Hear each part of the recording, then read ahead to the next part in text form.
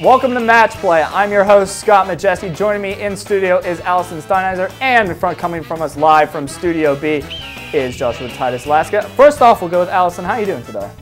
Doing pretty good. A little bit different here as I don't have Josh sitting right next to me.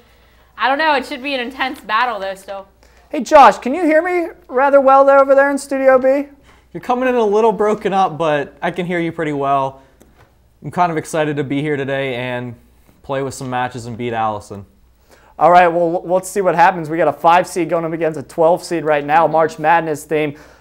Baseball and softball, we're going to talk about both teams starting up, play ball. Men's baseball team, Josh, will throw to you in Studio B, doing rather well. Doubleheader sweep over those Crimson Hawks of IUP. Yeah, they are doing very well. They are 12-10 so far this season.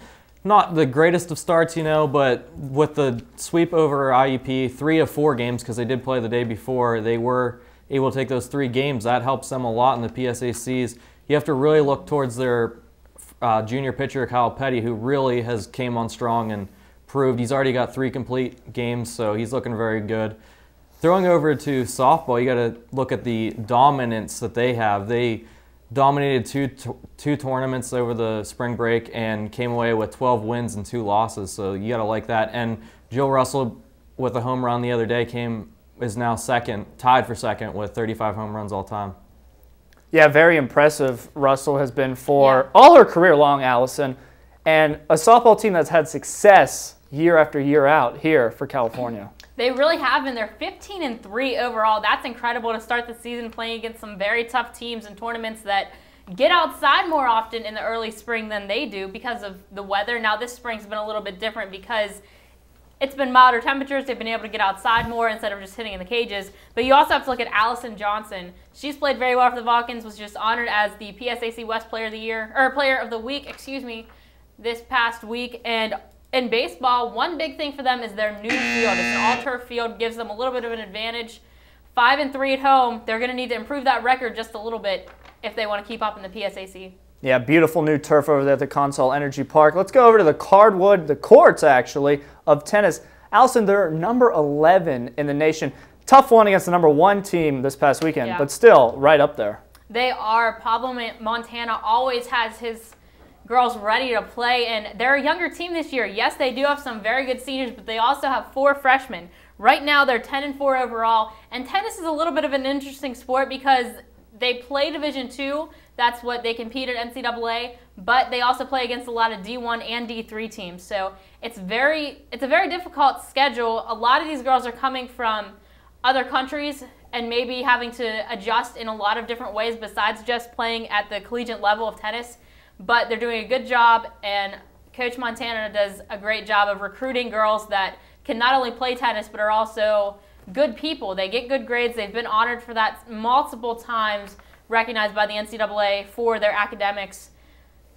And a lot of times that carries over onto the court where they have some very good tennis players. Josh, it's a team it's a program, one of these small sport teams that's building a program, and they're getting mentioned a lot. Like the swimming program, they're climbing up there. Yeah, they are really climbing up there. They got 6 players ranked in the top 20 in the region. That's pretty dang good if you ask me, when teams only got like 10 players on it, and they're coming away with the victories. They did lose to number 1 in Division III, but still, even if they are in Division III, that doesn't mean that they aren't competing with Division I programs. So, I mean, you got to look at that and think that the programs came a long way since when I started here. Yeah, the tennis team really shaping up to be a good program. And another program that just keeps on winning, keeps on bringing in good work for the California Vulcans has been the swimming program. And one person in particular, Melissa Gates, another national championship, 100-yard freestyle. And Josh, the team finished 12th. Yeah, the team by itself, amazing. They had 8 players, I believe, or swimmers, excuse me, who were named to the All-American team. You can't forget Melissa Gates, who came away with 2 national titles there, one in the 50 free and one in the 100 free. And then their relay teams, they were able to get those second-place finishes, but still getting named All-American. It's really incredible that the amount of competitiveness they have there. It's a deep team, Allison. They have a lot of depth. Any future swimmers that can maybe be like a Melissa Gates? Well, one thing I do want to correct you on, Melissa Gates had 2 national titles this weekend, 50 freestyle and 100 freestyle. She is just such an amazing competitor, and there are some younger players on that team, or swimmers on that team, but she's going to be so difficult to replace this year whenever she graduates. She was a swimmer coming in that I don't think a lot of people expected to do as well as she has in her career, and she is one of only, I think, 3 individuals that have won national titles while at CalU, and this is her 3rd national title, so that's a great way for her to cap it off. She's also going to the Olympic time trials here coming up in a couple months, going to try to go to London. So you may be seeing a CalU alumni participating in the London Olympics, and that would be pretty cool. It would be amazing. Josh? I have one thing to add. She joins one other person as a 3-time national champion in sports. Brian, I can't think of his last name off the top of my head, but he was cross country, and so that's pretty impressive that she is one of 3 people who were able to capture 3 national titles here at Cal. Now you can send in your fan topics here to Match Play. Talk about maybe the future of Melissa Gates, the program, smaller sports. Just go to @CUTV, follow us right there on Twitter, or like us on Facebook at Match Play. We have a fan topic. Something tragic happened at the Pittsburgh Zoo not too long ago. He lived there for about 18 years. One of the nicer reptiles at the Pittsburgh Zoo, and Allison, the Komodo dragon, just died recently. The Komodo dragon did die. And the reason that I was excited you were going to talk about this, and you're probably going to yell at me for talking about this, but whenever I was younger, and you remember a Pittsburgh goaltender by the name of Andy Chiodo. I don't know why Chiodo always reminded me of kimono. I always thought of Komodo dragons, and I always wanted a Komodo dragon because of Andy Chiodo. So, names from the past coming up. Yeah, really a shot in the dark. Josh, do you have anything? You got a name in the dark for me? I do not, but I'm going to say that was the first time I heard that the Komodo dragon died, but it's very touching to my heart that, you know, he died. He was a very nice lizard, and it's just sad that he died. Even if it isn't really related to sports, I mean, he's a good mascot, I think. Well, how about this? He lived for 18 years, and he never saw a Pirates winning season. Never saw a Pirates winning season. 18 years he lived for. That's not that surprising. I mean, you and I have been alive for, what, 1 winning season, I think? I've been alive for 2, I believe. I think I've been alive for 1. But I also heard that he was actually a gift from... He was born in Washington, D.C., I think. And his mother was a gift from, like, China or Indonesia? I don't know. I read the article. I don't really remember. It'd be Indonesia. That's where they... Komodos originate. But anyways, we had a great Cal regional topics. We're going to head our way to the tri-state area and talk some black and gold coming up. So don't go anywhere. You're watching Match Play here on CUTV.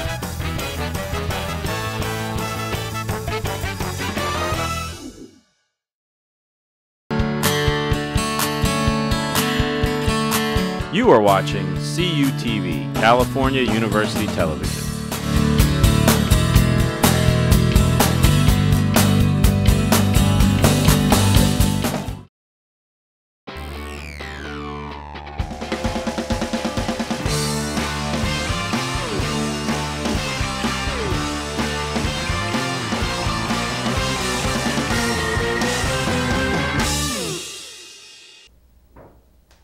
With round 1 in the books, we got round 2 and its regional topics. We're going to kick it off with the Pirates as spring training is winding down. 3 weeks till opening day. Josh, we're going to toss it over to you about the Pirates.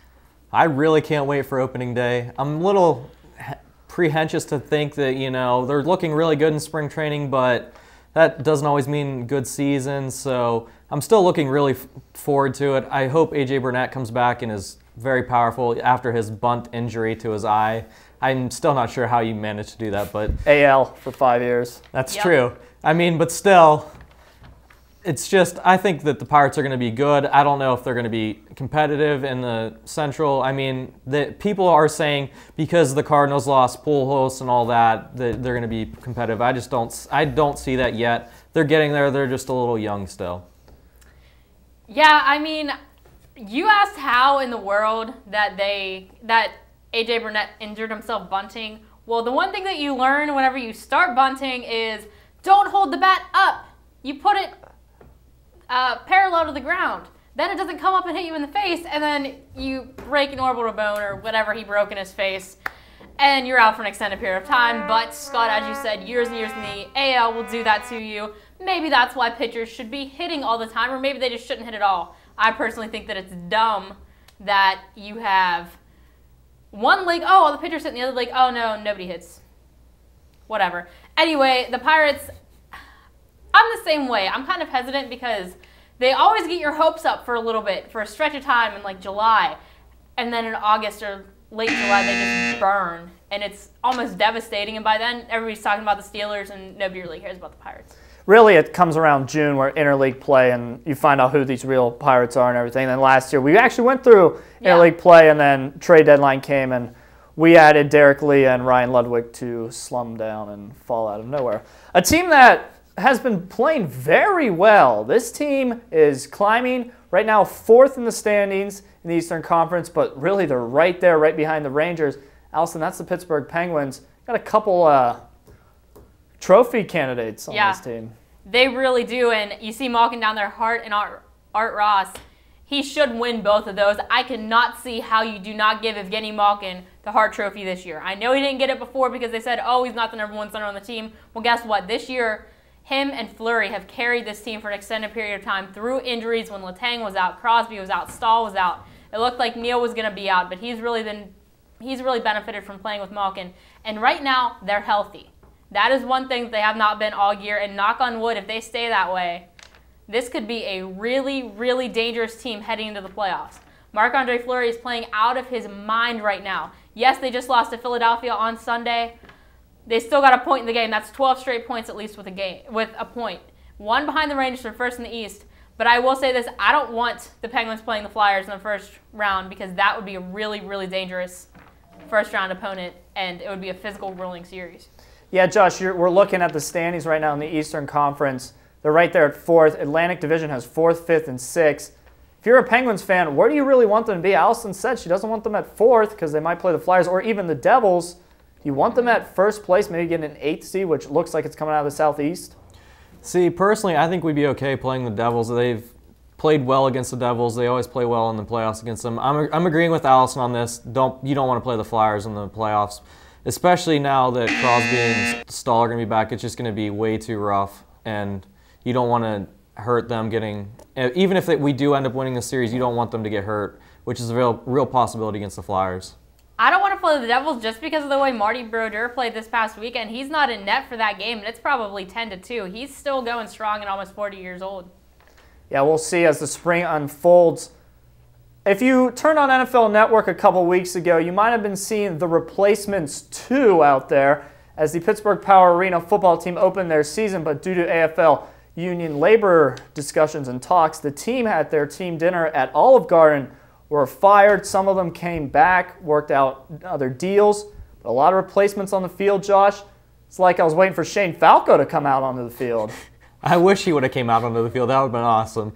But, yeah, there are some replacements, but I really think the Power is still going to be a prominent team, and I really can't wait for the season to start.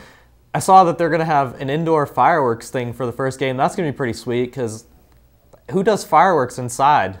That's going to be awesome. Arena football, the Pittsburgh Power do. I thought it was interesting because I was actually on the way home planning on watching, I think, the Penguins game on Friday night, and then I got on Twitter and I was like, wow, so they're playing with replacement players. So I went back and, of course, watched the game, and I think I actually texted you or tweeted you and said, you getting ready to suit up because I know you would jump at that opportunity as soon as possible. But it's just interesting to me that the way the lockout was, it was for what, like 2 hours, I think? It was Friday, yeah, it went for pretty much 4 to 5 hours at the longest. Just for like the game. So I thought that was interesting, but the Power, it definitely is awesome. It's so much fun to go to, especially if you're with a lot of your friends. You can get tickets for, I think, $10 for Student Rush. Head down to Kinsella Energy Center. Watch the fireworks show because, of course, as you said, Josh, nobody does indoor fireworks shows. So that would be pretty cool. And then watch the Pittsburgh Power play. It should be a pretty explosive series and explosive game. Yeah, the only thing that they'll be lacking from that union, with most of the team coming back, reinstated into the team, except for their star free agent signing Kyle Rowley. What didn't come back, he wanted to get another contract and want to be under the union. So they got Enrico Hines, who's an old veteran quarterback, and they got Billy Stahl, the old Pitt quarterback. But nonetheless, though, we'll see how they go along. Allison, Doves, warming temperatures, solar flares coming off the sun.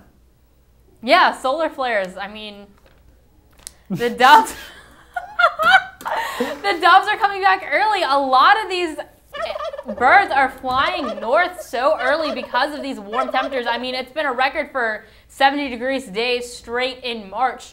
That was just broken today. It's supposed to be 80 degrees later this week. That's crazy for the beginning of March. On St. Patrick's Day, normally, sometimes there's snow, not 70 degree, 75 degree temperatures where you're outside sitting on your deck enjoying yourself. Josh, I'm not complaining. I like this weather. I'm not complaining either, but going back to the Doves, it's global warming. It has nothing to do with this it's global warming. Don't get confused. It's sun Anyhow, flares. It's sun flares. We're from Pennsylvania. These are things that we should be hunting, so get out there and go hunt your doves. Doves are supposed to be the peaceful animal. It's like supposed to be a peacemaker. Did you know that there's a season called dove hunting season in Pennsylvania? So that's what you should be doing out there right now, is you should be out there hunting the mourning doves. You should be out there enjoying the weather, not killing these animals. I mean, why are you just going to go out and start shooting things, even though I know there are some people in the control room right now that enjoy going out and just randomly firing off their toys. But whatever. They're supposed to be peaceful animals. Yes, I know you also enjoy going out and firing off your gun, but you also live in Titusville, which is north of where I live in Newcastle, which is also part of the wilderness, so... Yeah, we like to go out and hunt things, so, I mean, there's no problem hunting mourning doves, and it's completely legal as long as you're doing it during the right seasons. So if you're in the mood for something to hunt, go hunt some mourning doves. You'll really enjoy it. They're pretty tough creatures to bag, and they taste pretty good, so there you go. Who eats doves? Outdoor man, ladies and gentlemen, Joshua Titus Laska. He is your outdoor man for every need in outdoor goods and every hunting advice that you may need here on Match Play. Stay tuned. National topics. We're going coast to coast. We're soaring through the red, white, and blue. It's next. Stay tuned.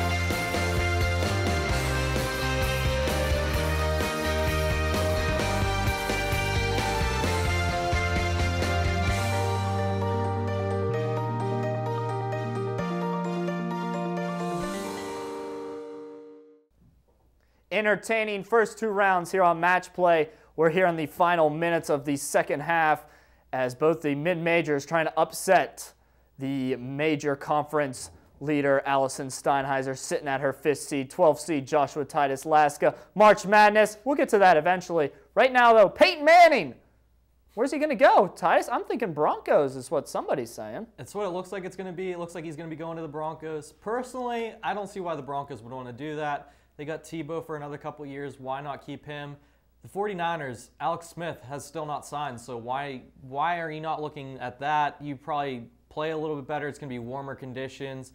With that neck injury that he had this past year, I'm still not convinced that he's going to be 100%. I just don't see him being the way he was back 2 years ago when he was a really good quarterback. Allison, it looks like he just wants to stay in the AFC. Yeah. And that's pretty much where he wants to be. I was thinking he was going to go to the Dolphins because I thought he'd like to be in a warmer environment. But Denver, mile high, low air, altitude? No, I don't know why you'd go to Denver. I mean, they don't have, well, I guess any team that is really going to absolutely want you so badly and your Peyton Manning is not going to have a great receiving core. The Broncos don't have a bad receiving core. But here's what I'm mad about. What's going to happen to Tebow Mania? I mean, like, is he going to sit on the bench or are they going to trade him somewhere? I think he should go to Jacksonville, as I think a lot of us have discussed off air. He should go to Jacksonville because of the fact that he's in Florida. Jacksonville's owner will sell more seats because he's in Florida. And you know what? He could play the West Coast style offense. But my thing is, you look at Alex Smith, all of a sudden they're saying, oh, we don't want you. We want Peyton Manning. You can go away. And then now they have to go back to him and be like, hey, remember us? You know how we said we didn't really want you before? Well, how about you come back? And Alex Smith is going to say, ha, funny, no. See, Alex Smith actually was already approached for a contract, and he still has yet to sign it. So that's not, that would be very smart of the 49ers to go after Peyton and try, because of that fact that he hasn't signed. That's his own problem. He should sign. If he wants to be with the team, don't make them go out and look for another quarterback. Sign. We'll switch to South Beach right now. Still talking in the Florida area if Tim Tebow decides to go there. But the Heat, Allison, are hot like these solar flares. They are hot right now, at least at home. They've won quite a few games in a row, but how long is it going to last? I mean, this NBA season, first of all, I think is completely screwed up because of the fact that there are some teams playing 3 games in 3 nights. Who does that as a professional athlete? That's ridiculous. But the Heat, I just don't know how long it can last. Dwayne Wade has had some pretty big injuries in his career. LeBron James can't play in the playoffs and can't shoot a ball in the 4th quarter, as Kobe Bryant even told him in the All-Star game. And you also have Chris Bosh, who's kind of just been that third musketeer that's just been pushed off to the side. They're going to need a lot of help, and I don't know that they're going to be able to go for a run here in the playoffs, as it's one thing to win in the regular season, but nobody remembers the 20-game win streaks in the regular season. They only remember what you did in the playoffs. Allison making our own Clinton Logan back in the studio, a little bit angry. Josh, is there anybody in the Eastern Conference that the Bulls are a top team, but they only have really one player, and that's Derrick Rose? Yeah, they do only have one player, truly, but you got to look at Boozer and Noah. They're both excellent players. Going back to the Heat, I'm not jumping on the bandwagon. I know Clint will hate me for that, but I mean, I've never been on the Heat Bulls or bandwagon, mainly because of LeBron. I think it was BS how he went there. I mean, yeah, he went for more money and blah blah blah and titles and whatnot. You can't prove it in the you can't play in the playoffs. I don't understand why you're there. Just go away. Stop playing. You're never gonna get your titles. And going back to what Allison said about 3 games in 3 nights, yeah, most people don't play with that, but there are some sports that play more games than that. You're right. Sports like baseball, they do play more games than that. But if you're going to have a lockout, shorten the season. First of all, I don't even know what you accomplished by having the lockout. Second of all, you're going to play almost the same number of games. It's just stupid. March Madness. Some can say it's probably the best month in sports and all year round, but I still like October as my favorite month. But nonetheless, though, mid-majors, Norfolk State, Lehigh, busting some brackets. How's yours looking, Mr. Titus Laska? Oh, my bracket's looking awful. I got destroyed in that first round. Mizzou went out, and then I was done because that's who I had for winning it. But Lehigh, a college from Pennsylvania, not really well known. Pretty impressive pulling off that shocker against Duke, and the fact that right now there are four Ohio teams that are still in the playoffs. That's pretty impressive. They're 8-0 so far in the Madness, so that's pretty impressive that they're able to do that. Hopefully they can make it a little bit further. Right now I'm going to say Kentucky probably winning it, but anything can happen. It's March Madness. You're right, it is March Madness, and of course Eastern PA messing everything up all the time. I had Duke as my national champion.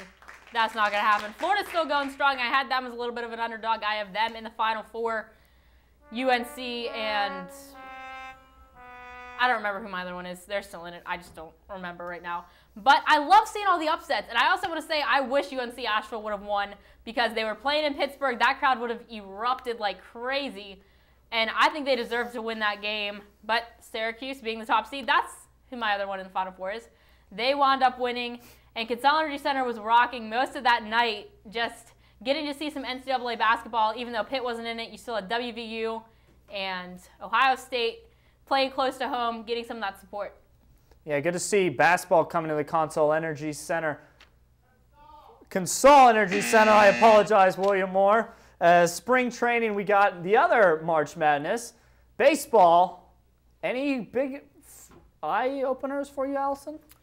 Well, I think the injuries has been one of the big things. I mean, you have A.J. Burnett. He got hurt. He's going to miss the start of the season. They're saying Utley now is not going to start the season. And you also had Cabrera hit in the face today with a ball. They don't know what his status is. That was early on Monday, so not much of an update there. But I don't know. To be completely honest, I think spring training would be an awesome thing to go to as a fan and just be able to go down to Bradenton and Pirate City or whatever team you're a fan of. But as far as watching it on TV or following it, I don't really care. Josh, I plan to make a trip down to Bradenton. I didn't know you're a big Twins fan. How are they looking in the AL? They're not looking too bad. I'm also a Rays fan who are looking really good. Evelyn Gorey coming off of an injury, playing in a shortened little bit of spring training now because of that. And the fact that Jeremy Heckelson injured, he's coming off of that injury, hopefully going to make it for the opening. And there's a lot of good teams out there. I just personally, I don't look at spring training stats to lead you anywhere because it's spring training. 3 innings and then you're out of the game. They give some other people some chances. So I don't really give any focus towards spring training, but I think it would be an awesome experience to go down there at some point to Bradenton and watch the Pirates or any of the other teams that practice down there. That'd be pretty neat. Yeah, I think it would be great. I'd like to go to the Cactus League in Arizona, but that's a little bit too far. As we're wrapping up here on Match Play, hope you enjoyed the show. I personally enjoyed the show very well, just hosting it and everything. Two good competitors right here, the 5th seed, Allison, and the 12th seed, Joshua Titus Laska, if we're looking March Madness bracket-wise. I have to go with the mid-major upset and the outdoor man of Joshua Titus Laska coming from Studio B. Josh? I have no words. It's awesome to be the upset. Allison, I'm sorry that you didn't win, but I mean, I had the Doves comment. That means clearly I'm going to win. I did too! No, you did not. Anyhow, good competition. It's a pleasure to be here. Thank you for the round of applause. And I'm not going to talk about McGuffey High School football or anything, but, you know. Anyways, we'll end our match play on that. Hopefully you tune in next week as we had a fantastic show today. Hopefully you keep tuning in all spring long. Remember to like us on Facebook or follow us at Twitter at CUTV25.